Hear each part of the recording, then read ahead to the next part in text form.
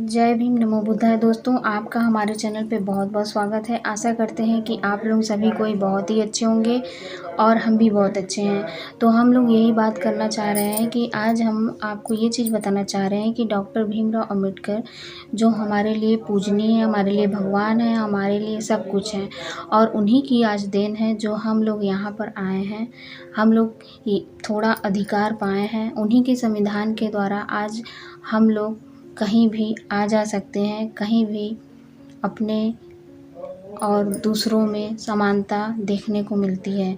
नहीं तो हमारे समाज में इतनी ज़्यादा रूढ़ियाँ फैली हुई थी कि उस समय जब हमारे बाबा रहते थे, डॉक्टर भीमराव अंबेडकर जी, उस समय कैसा जीवन था, बहुत ही कष्टदायक था दोस्तों। लेकिन हमारे बाबा के जन्म लेने के बाद हमारे जीवन बहुत धीरे-धीरे हमारे जीवन में परिवर्तन होने लगा और उन्होंने बहुत सारे कष्ट को अपने सामने देखा और उनको बहुत परेशानी हुआ, उनको झेलना पड़ा। तो उन्होंने हमारे समाज को ये सब देखकर सोचा कि हमारे समाज में अगर इसी तरीके से रहेगा तो बहुत सारी परेशानियां हमारे लोगों को सहनी पड़ेगी। तब उन्होंने ये चीज़ सोचा कि नहीं, मैं ऐसा नहीं होने दूंगा। मैं इस समाज में आया तो भले ही हूँ, मुझे हिंदू भले ही आने में मैं नहीं उसको बदल सका, लेकिन मैं अब मरूंगा नहीं हिंदू के रूप में। तो उन्होंने डॉक्टर भीमराव अंबेडकर ने अपने निर्वाण से पहले उन्होंने बौद्ध धर्म को ग्रहण किया था। दोस्तों, जब वो आए थे इस दुनिया में तो उन्होंने शिक्षा ग्रहण की और वो शिक्षा को ही सबसे महत्वपूर्ण और सबसे अहम पहलू मानते हैं। वो कहते हैं, डॉक्टर भीमराव अंबेडकर कहते हैं कि शिक्षा ही ऐसी शेरनी का दूध है जो उसे पिएगा वो दहाड़ेगा। दोस्तों, तो हम आपको ये बताना चाहते हैं कि आप लोग अपने बच्चों को, आप सभी कोई शिक्षा ज़रूर ग्रहण कीजिए। शिक्षा ग्रहण करने से सभी कोई, अगर मानसिकता को आपको मजबूत करना है तो आपको शिक्षित होना पड़ेगा। आपको अपने समाज को, अपने परिवार को, सबसे पहले तो आप अपने आप को शिक्षित करिए। डॉक्टर भीमराव अंबेडकर की बहुत सारी किताबें हैं, उनको आप लेकर पढ़िए और अपने बच्चों को शिक्षित करिए। उनको, चाहे बच्चा इंग्लिश मीडियम में पढ़े या हिंदी मीडियम में, ये मायने नहीं रखता है दोस्तों। लेकिन बच्चा अगर अच्छे से पढ़ेगा, सब कुछ जानेगा, तो उसके दिमाग में जो रूढ़ियाँ हैं दूसरों के प्रति वो दूर होंगी। जो हीन भावना है दूसरों के प्रति वो दूर होंगे। शिक्षा ग्रहण करने से हमें बहुत सारी जानकारी मिलती है। हम जो मिथ्या, जो झूठ के बारे में जो अंधविश्वास रहता है, अगर हमने शिक्षा ग्रहण की है तो हमें सही रूप से उस पर कटाक्ष करने का मौका मिलता है।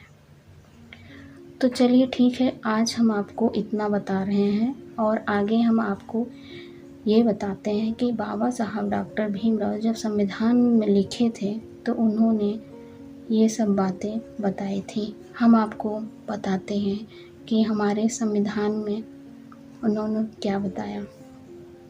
उन्होंने ये कहा था, संविधान चाहे कितना ही अच्छा हो, यदि उसको चलाने वाले लोग अच्छे नहीं हों तो संविधान ज़रूर बुरा साबित होगा, और यदि लागू करने वाले लोग अच्छे हैं तो संविधान भी हितकारी होगा। कहने का मतलब ये है, अगर हमारे संविधान में लोग अच्छे हैं तो हमारे संविधान को अच्छी प्रकार से चलाएंगे और वो सबके लिए हितकारी साबित होगा, मतलब सबके भले के लिए होगा।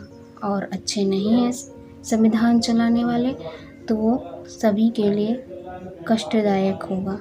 उनका कहने का ये मतलब था। तो हम आगे आपको बताते हैं। 26 जनवरी 1950 को संविधान लागू करके हमारे डॉक्टर भीमराव अंबेडकर ने ये सब बातें अपने भाषण में कही थी।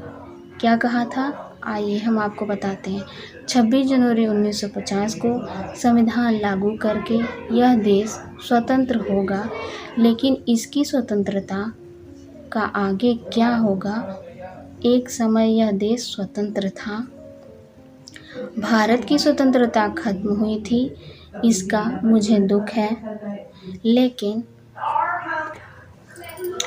भारत की स्वतंत्रता खत्म हुई थी, लेकिन इसका मुझे दुख है, लेकिन अपने ही लोगों के विश्वासघात से हमें स्वतंत्रता खो बैठे, इसका मुझे अधिक दुख हुआ।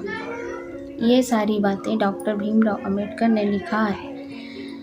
क्या इतिहास फिर अपने को दोहराएगा? इस विचार से मुझे देश के भविष्य की चिंता हो रही है। वो चिंता करते हुए ये सब बातें बता रहे हैं। दोस्तों, हमें अपने रक्त की अंतिम बूंद बहाकर भी आज़ादी की रक्षा करनी चाहिए। यदि हम लोकतंत्र की स्थापना करना चाहते हैं तो अपने सामाजिक आर्थिक उद्देश्य संवैधानिक रास्ते से ही प्राप्त करने चाहिए, हिंसात्मक मार्ग से नहीं। हिंसात्मक मार्ग मतलब जैसे कि हमें मारपीट करके नहीं। संविधान जो उन्होंने लिखा है उसमें जो नियम कानून है उस तरीके से हमको अपने अधिकार, क्योंकि संविधान से बाहर का मार्ग केवल अराजकता की ओर ही ले जाएगा। उन्होंने ये भी बताया है कि संविधान के बाहर का मार्ग जो है अराजकता, मतलब कि हमें झगड़ा लड़ाई से दूर रहने के लिए, इसीलिए वो संविधान से चलने की बात करते हैं। दोस्तों, आगे बताते हैं डॉक्टर भीमराव अंबेडकर, हम आपको बताते हैं कि 26 जनवरी 1950 को से हम विषमताओं से अपने जीवन में प्रवेश करने जा रहे हैं। राजनीति में हमें समानता का हक होगा, लेकिन सामाजिक और आर्थिक जीवन में विषमता यानी असमानता बनी रहेगी।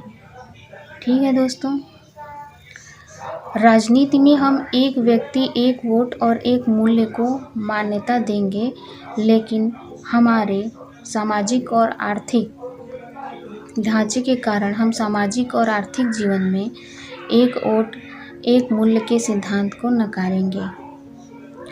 आखिर कब तक हम सब सामाजिक और आर्थिक जीवन में समानता को अस्वीकार करते रहेंगे? उन्होंने ये कहा कि आखिर कितने मतलब कब तक कि हम लोग सामाजिक अपने जीवन में अपने आर्थिक और सामाजिक को नकारते रहेंगे, जो हमारा समाज जैसे चल रहा है। सच क्या मतलब जैसे सच है उसको कब तक हम लोग झुठलाते रहेंगे? यदि हम लंबे समय तक इसे नकारते रहेंगे तो हमारे राजनीतिक लोकतंत्र को भी खतरे में डालेंगे। अगर ऐसे ही लंबा चलता रहा तो हमारा राजनीतिक लोकतंत्र खतरे में पड़ जाएगा। हमें इन विषमताओं को जितना जल्दी हो सके उसको समाप्त कर देना चाहिए।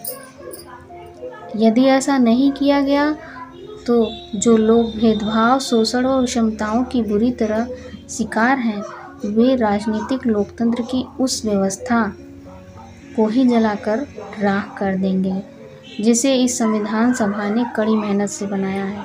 हमारी जो संविधान सभा थी उसमें इतना मेहनत करके जो आज बनाया है संविधान को, अगर कुछ लोग भेदभाव करके जातिवाद करके इसको नहीं समझेंगे तो वो हमारे संविधान का पूरी तरीके से खात्मा करने की कोशिश करेंगे। दोस्तों, बहुत मेहनत करके संविधान सभा में बनाया गया है संविधान को। हमारे अंदर भाईचारे के भाव की भारी कमी है। हम लोग जो है हमारे अंदर एक दूसरे के प्रति भाव की, भाईचारा की कमी है। वो आगे बताते हैं, जिस जाति भेद के कारण हमारे सामाजिक जीवन में अलग अलग गुट बन गए हैं, उस जाति भेद को मिटाकर हम ये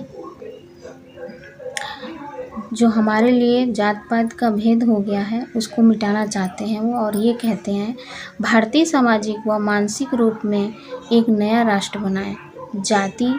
जातियाँ राष्ट्र विरोधी हैं। जातियों को लेकर वो एकदम नकारते हैं कि जाति जो है राष्ट्र विरोधी हैं, क्योंकि ये हमारे सामाजिक जीवन में अलगाव, ईर्ष्या और घृणा पैदा करती हैं। जातियों की वजह से हमारे समाज में अलगाव, मतलब उनका अलग अलग होने के बारे में, और घृणा, एक दूसरे के प्रति घृणा की भावना कि हम उसको नहीं देखेंगे, हम उसको नहीं छुएंगे, ये सब भावना है वो मतलब घृणा पैदा करती हैं। हजारों जातियों में बटे हुए लोग भला एक राष्ट्र कैसे हो सकते हैं?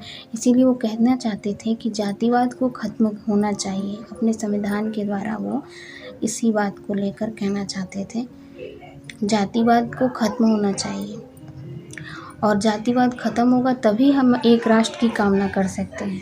इसीलिए सबसे पहले जातिवाद को ख़त्म करना पड़ेगा। इसीलिए यदि हम सच्चे अर्थों में राष्ट्र बनाना चाहते हैं तो हमें इन बाधाओं पर विजय पाना होगा।